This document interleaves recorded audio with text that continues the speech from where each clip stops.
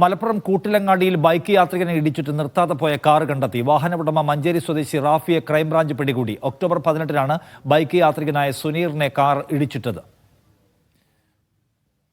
സമയം ഒരു 1:15 ആ ടൈമൊക്കെ കഴിക്കും. ഞാൻ എൻ്റെ ഇതിൽ കൂടി ഇങ്ങനെ വരികയാണ്. ഓല് ജസ്റ്റ് വന്നിട്ട് എന്നെ കയറ്റിട്ടണം അടിച്ചിട്ട് പോയിക്കാണ്ട് ഓല് വണ്ടി ഇതാക്കി. ഞാൻ പറഞ്ഞു എനിക്ക് ശ്വാസം കിട്ടണില്ല, എൻ്റെ 2 നാവിൻ്റെ ഈ 2 ഇതും കയറിപ്പോയിന്നു. അപ്പോൾ ഞാൻ പറഞ്ഞു ശ്വാസം കിട്ടില്ല, ഞാൻ കൊണ്ടുപോയിക്കോളാം എന്ന് പറഞ്ഞു എന്നല്ലാതെ ഒരു കാറിൽ നിന്ന് ഇറങ്ങിയിട്ടില്ല, ഒരു സംഗതിയും ചെയ്തിട്ടില്ല. ഒരു ജസ്റ്റ് തിരിച്ചു കണ്ട് വന്ന വൈക്ക് തന്നെ ഒരു പടിഞ്ഞാറ്റുമുറി വന്ന വരുന്നുണ്ട്, ആ വന്ന വൈക്ക് തന്നെ പോയി. ഫസ്റ്റ് 2 ഇതിൻ്റെ നാവിൻ്റെ ഒരു ഇതുണ്ടായിരുന്നു, 2 നമ്മളെ ഇതിൻ്റെ അതിലൊന്നും എടുത്ത് കളഞ്ഞു. എൻ്റെ ചലനം നഷ്ടപ്പെട്ടു വന്നു. അതിൻ്റെ ഓപ്പറേഷൻ സർജറി ഫസ്റ്റ് കഴിഞ്ഞു. പിന്നെ പിറ്റേന്ന് തിങ്കളാഴ്ച പിന്നെ കൈയിൻ്റെ സർജറി കഴിഞ്ഞു. 2 സർജറി കഴിഞ്ഞു. മുഹമ്മദ് ഷംസീർ കൂടുതൽ വിവരങ്ങളുമായി മലപ്പുറത്ത് നിന്ന്. ഷംസീർ, എന്താണ് ഈ സംഭവം? ഇപ്പോൾ പിടിയിലായ ആളുടെ പശ്ചാത്തലം എന്താണ്?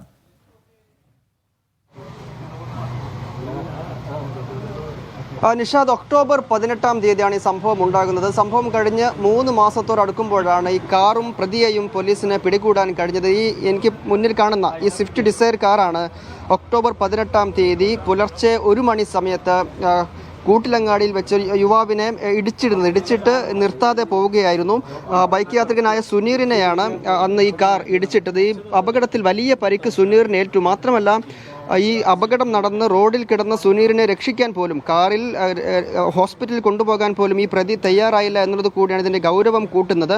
ഇടിച്ചതിന് ശേഷം കാർ പിന്നോട്ടെടുത്ത് ജസ്റ്റ് ഇദ്ദേഹത്തെ ഇടിച്ചിട്ട സുനീറിനെ നോക്കുകയും അവിടെ നിന്ന് കാറെടുത്ത് വന്ന വഴിക്ക് തന്നെ തിരിച്ചു പോകുകയുമായിരുന്നു എന്നാണ് സുനീർ പറയുന്നത്. അങ്ങനെ മറ്റൊരു ഓട്ടോക്കാരൻ ആ വഴിക്ക് വന്ന് ഈ സുനീറിനെ രക്ഷിക്കുകയായിരുന്നു. സുനീറിനെ കൈക്കും ഒപ്പം തന്നെ ഒരു വൃഷ്ണം എടുത്ത് നീക്കുന്ന സാഹചര്യത്തിൽ വരെ ഗുരുതരമായ പരിക്കേൽക്കുന്ന നിലയുണ്ടായി.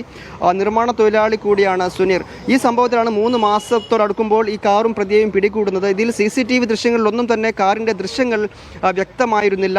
ഇതേ തുടർന്ന് സൈബർ പോലീസിൻ്റെ കൂടി സഹായത്തോടെയാണ് ക്രൈംബ്രാഞ്ച് ഇപ്പോൾ ഈ വാഹന ഉടമയെ ഈ വാഹനം ഓടിച്ചിരുന്ന റാഫിയെ കണ്ടെത്തിയിരിക്കുന്നത്.